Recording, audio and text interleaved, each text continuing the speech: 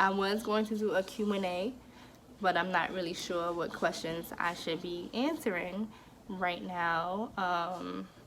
Because you heard my mother and sister, I don't have that many viewers or followers. So when I do start to get my numbers up, I will do a Q&A with questions that you guys may like to know about me. So right now I'm going to do a tidbit on sickle cell. I know I mentioned it in my first video, and it's big in the African American community, and it also have a stigma associated to it. And I'm here, living proof, to debunk some of those myths and let you know the real deal. So first, I was diagnosed at birth. The way you get sickle cell is that both parents have to be carriers of the trait. So two traits, makes a full disease. So right now I'm the oldest of three. I have full-blown sickle cell disease. The child after me, which is my brother, he has nothing at all, and my little sister has the trait. So if she gets together with somebody who has the trait, there's a 90% chance, or 99% chance that one of their children or all of their children could possibly have sickle cell disease. I do have sickle cell beta thalassemia. So thalassemia is a separate disease. My mom is the carrier of that trait, and she passed it on to me, so I have sickle beta thal. Out of my three children, none of them have the full-blown disease. My husband does not have the disease at all, so all of my children are carriers of the trait. One awesome thing about learning your status is that you can prevent children or people from having it in the future, and they won't have or have to suffer any complications that may come with the disease. My mom told me that back in the day, the Black Panther Party would frequent community schools and things like that and do free testing because it was very prevalent in the African American community, and that's how she found out that she had sickle cell trait. But she was not discouraged after getting together with my dad, and they decided to move forward with having me and going on my sickle cell journey as well. So, sickle cell is not something that you can get by touching somebody or kissing them or anything like that. It is a hereditary blood disorder. So my cells are like oval and oblong shape, and normal red blood cells are circular shape. So being that they are not circular shape, sometimes they get sticky and clumped together, so they'll get stuck in the joints where your blood flows, and it can limit like blood flow to the rest of your body. They don't carry as much oxygen as other cells, and it can also lead to different complications. Years ago, there used to be little to no research about sickle cell, and people didn't live as long. I remember when I was a kid, I had to take penicillin twice a day. You guys know penicillin is antibiotic. I had to take a pill in the morning and at night to prevent any type of infections, because they would say that you're prone to infections. However, when I turned 10, they stopped it because they realized it didn't really help or do anything. And now they have all types of medication out there like hydroxyurea, but I take nothing but folic acid, 1 milligram a day, and I keep myself hydrated. As I got older, I learned my limitations, so I don't go out in really, really cold weather. I don't get in really cold pools, only if it's heated. If I'm at the beach, you have to stay hydrated because of heat exhaustion. And And just be real about your limitations. I mean, I still do stuff like in college. I still smoked weed. I still drink occasionally with my friends, but my friends are aware of my sickle cell status, and they are feeding me water bottles left and right when we're partying. So I haven't had a sickle cell crisis, in about a good, I want to say 5 years. A good 5 years I haven't been hospitalized for a sickle cell crisis. So I just pray every day that the Lord keep me healthy, because I don't like to be sick. Speaking of being sick, so there's a stigma that a lot of sickle cell patients are addicted to drugs. I'm laughing because, I mean, it's not funny, but it's funny because being that you go through these painful crises from a little baby, things like Tylenol, Motrin that you'll buy in the store does not work at all. I remember at 10, I had my first Tylenol with codeine at 10 years old. So I've never really had to go to the store and say, oh, let me get a Tylenol for my headache, or have Midol for my cramps. No, like my cramps, I need to take oxycodone, Percocet, things like that. When I get sick, things that may help your pain, morphine, IV drips for weeks at a time, and having to be weaned off of that once you're done. There's some people who have severe sickle cell, and they actually have to attain methadone maintenance program, because the methadone actually help with the pain that they're in all the time. Like I said, thank God I do not have to go through that, or I have not yet been through that. But no, we're not addicts, because an addict is looking for that euphoria that the drug give off. No, we're just looking for something to ease the pain that we're in.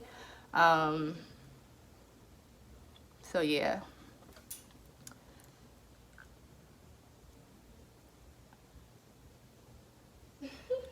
I don't know what to say. What people, the life expectancy? How you was when you was growing up with sickle cell, and you was ashamed of it at first. I was? You didn't want your friends to know that you That's why had you sickle should cell. be in the video. This is what How old was I when that happened? You didn't want nobody to know that you had sickle cell. Don't tell my friends, no, I don't want them to treat me different. But then I started telling them. Yeah, but you there got was a older. point in time that But there was a point in time, you didn't want nobody to know that you had sickle cell. You didn't want nobody to know that you was sick. I think I started telling You them when I was definitely don't like, want nobody to come see you in the hospital. not when I was a kid. I think that was And you when still I don't was. want nobody to come see No, you. as an adult, I don't want people to come see me. As a kid, I didn't care. I liked having visitors as a kid. Well, my mom just told me as a child I was ashamed of having sickle cell. I didn't want people to know, because I didn't want people to treat me different. But I remember telling all my friends, I probably was like in the 3rd or 4th grade when I really started telling all my friends that I had sickle cell disease, because in school they was wondering where I was at. I was always absent. I probably spent every holiday in the hospital. Where's Chanel? She ain't in school no more again. She out sick. But there was one person in my grade that also had sickle cell that I bonded with. Rest his soul. He passed away from complications with sickle cell. So I didn't feel alone. And once I explained to them what it was, how you get it, and what it actually does to your body, they didn't even care. And they also looked out for me as well. Every time that I got sick or I wasn't feeling well, if I needed to go to the nurse office, they didn't really treat me different. I mean, nobody really treat me different. I think the only way some people will treat you different if they are not informed about something. And once it should be your duty to make sure that they are aware of things that are out there, because it can affect them. It may not affect them directly, but it starts to affect their children or their grandchildren. So it's something that you should know about. When I was a kid, I had this bomb doctor or clinic. Shout out to Interfaith Medical Center Sickle Cell Clinic. They sent all the children to sleepaway camp every year. So from age 5 to about 13, every summer I went to sleepaway camp at Double H Hole in the Woods in upstate New York. And it was just a good experience to be around people that are like you and still doing things like learning how to swim, horseback riding, zip lining, campfires at night. I look forward to that every year until I turned 13. After that, the streets of Brooklyn got me, and I was not ever going back to sleepaway camp. What would I say to children that have it? Don't let it stop you. Like, don't let it stop you. Like, the only way you're going to continue being sick is if you think sick. And I'm the type of person where I'm always doing something. I'm so busy. I keep myself busy. Sometimes people wouldn't even know that I ever had sickle cell disease. Like, I always want to defeat the odds. Always want to defeat the odds. I'm not going to say, oh, I can't finish school. Oh, I'm not able to obtain a job. No, I did all my years of schooling. I went away to Maryland, Coppin State University, HBCU, go Eagles, Coppin for college. Did my 4 years, met my husband there. Came back home, went back to school for my master's degree. I have 3 children, so don't let it stop you. Like, you can progress. And the oldest person that I've seen living that have sickle cell, she's way in her 90s, and she currently goes to my clinic. So somebody like her gives me hope. Like, dang, I can live to be that old. Like, I still travel. I get on a plane. I have not been to Colorado. I don't think I will ever go because the altitude is not good for sickle cell. But I've traveled. I've been places around the world, took my children, and I'm still going to continue to do that. Like, don't think just because you have a disease or a sickness that this is the end of the road. It is not. God have other plans for you in your life.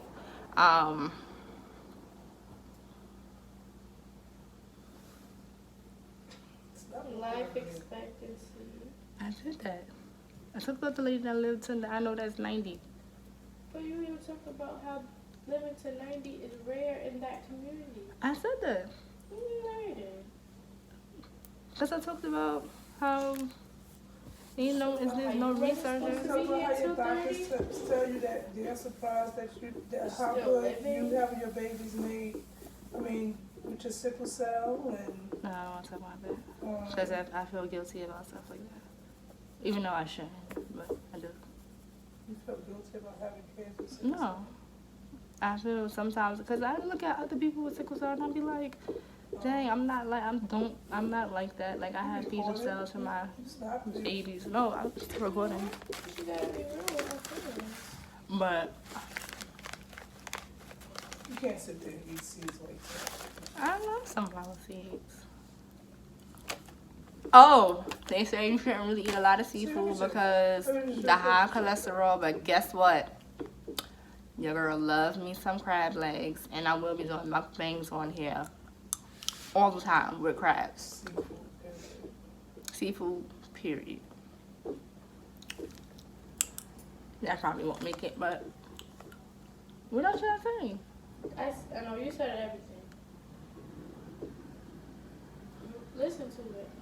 So, if you guys have like any questions or you want to know more about sickle cell disease, don't hesitate to drop your comments down below.